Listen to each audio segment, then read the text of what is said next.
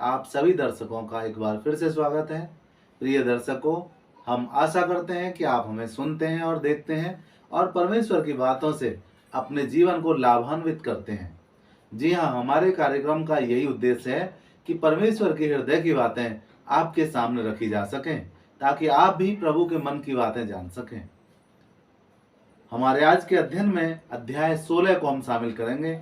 जी हाँ, अध्याय 15 में हमने देखा कि किस तरह से एक इंसान परमेश्वर की कही गई बातों पर विश्वास करके धर्मी बन सकता है और चलकर उन बातों पर धर्म का प्रतिफल पा सकता है।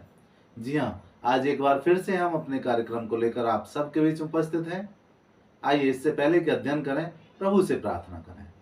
परमेश्वर पिता, हृदय से धन्यवाद देते हैं कि आपने हमारे दर्शकों को इस कार्यक्रम में शामिल किया है और उनको प्रभु जी आपने देखने के लिए समय दिया है और सुनने के लिए प्रभु जी आपने शक्ति दी है। प्रभु जी, हमको और हमारे दर्शकों को अपने ज्ञान से परिपूर्ण कीजिए। हम प्रभु जी अपने दर्शकों को अच्छे से समझा सकें और हमारे दर्शक प्रभु आपके हृदय की बातों को समझ सकें।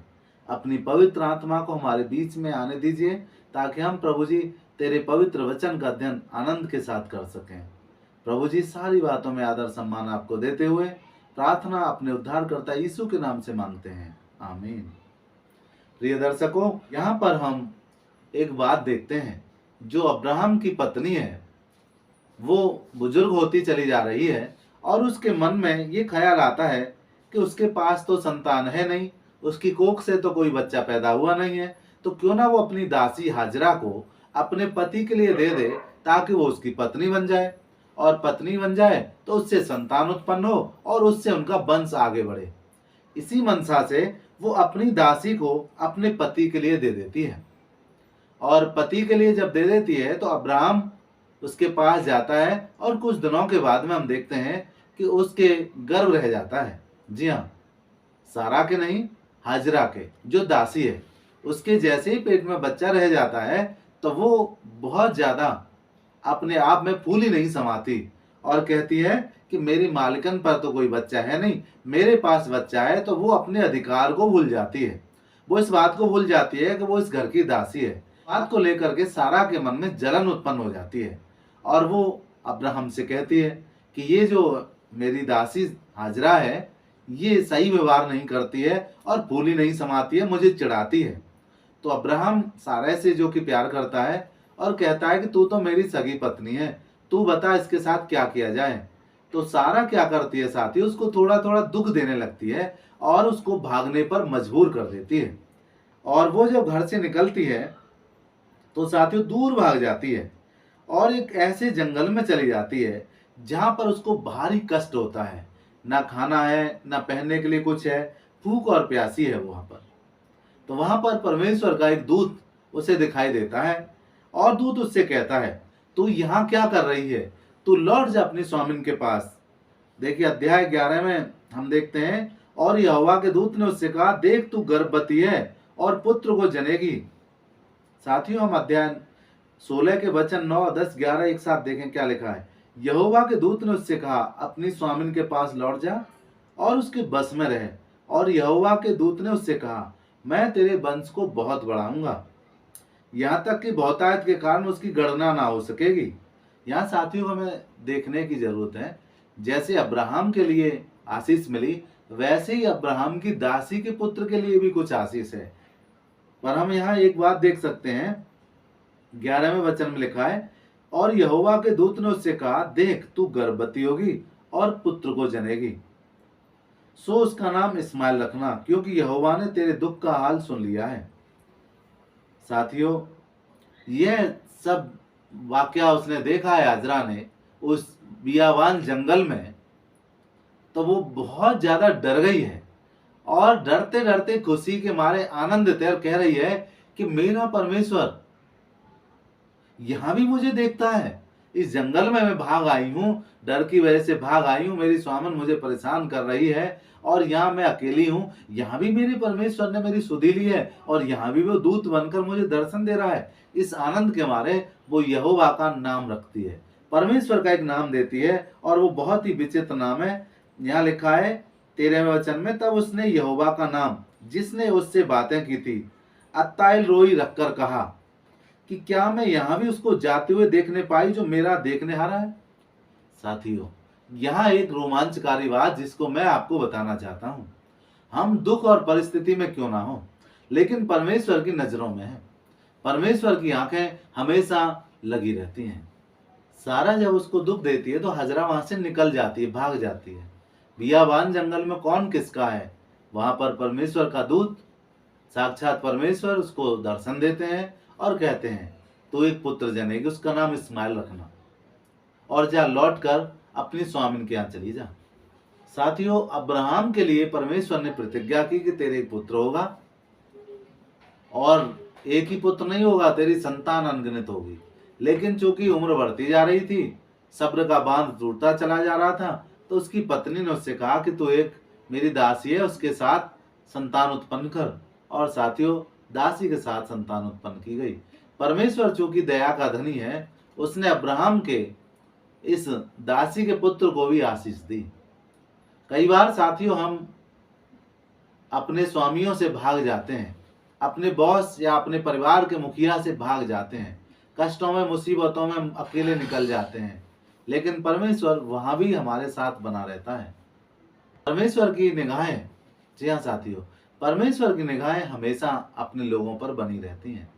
परमेश्वर किसी भी कंडीशन में ऐसा नहीं है कि हम कुछ करें तो ही वो हमारी ओर दृष्टि करे। नहीं साथियों, लिखा है कि स्वर्ग उसका सिंहासन और धरती उसके पांव की चौकी है।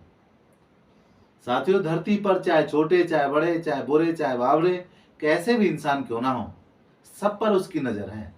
वो सबके भविष्य की चिंता करते हैं, सबसे वो प्रेम करते हैं। हाजरा को भी उन्होंने जंगल में अकेला नहीं छोड़ा, वहां भी उस कुएं के पास उससे मुलाकात की और उसको अपना फर्ज याद दिलाया।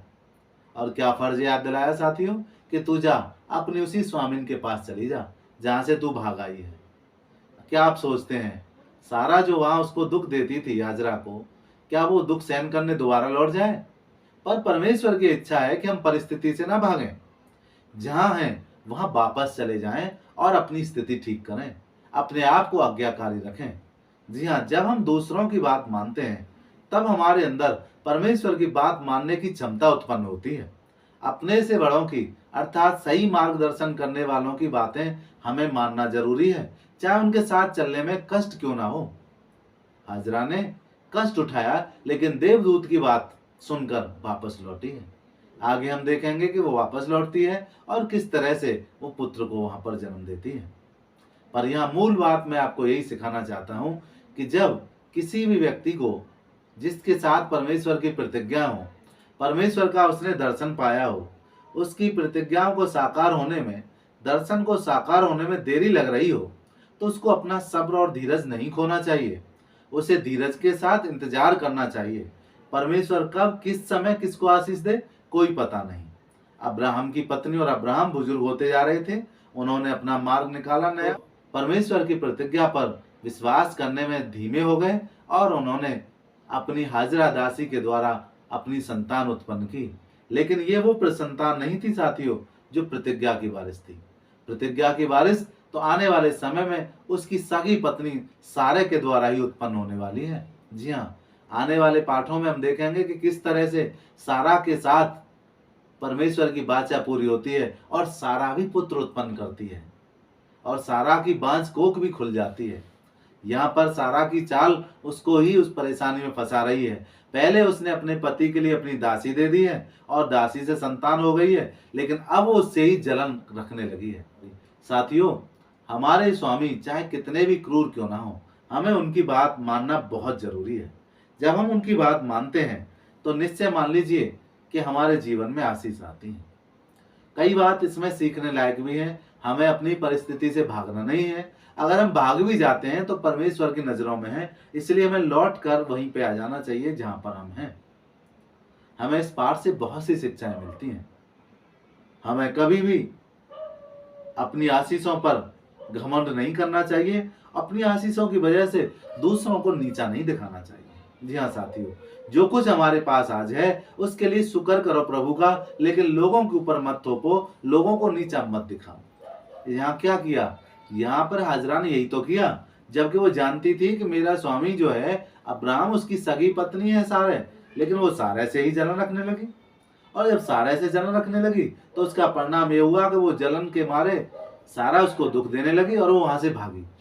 पर बियाबान जंगल में भी परमेश्वर उसके साथ रहे, परमेश्वर ने उसको छोड़ा नहीं। हम कहीं भी चले जाएं, कैसी परिस्थिति में हो, प्रभु हमारे साथ हैं और हमें ठीक करते हैं और हमें अपनी आशीषें भरपूर देते हैं। हमें अपने जीवन को परमेश्वर के प्रति और जिन परिवारों में, लोगों में, रिश्तेदारों में, समाज में हम अपना जीवन जीते हैं, वहां पर सटीक तरह से अपना जीवन जीना है। भागना नहीं है, किसी को नीचा नहीं दिखाना है और किसी से चिढ़ना नहीं है। साथियों, हमारे कार्यक्रम का अब समय समाप्त हो गया। अगले कार्यक्रम में फिर मुलाकात होगी। तब तक प्रभु आप सबको आशीष दें। जय मसीह की।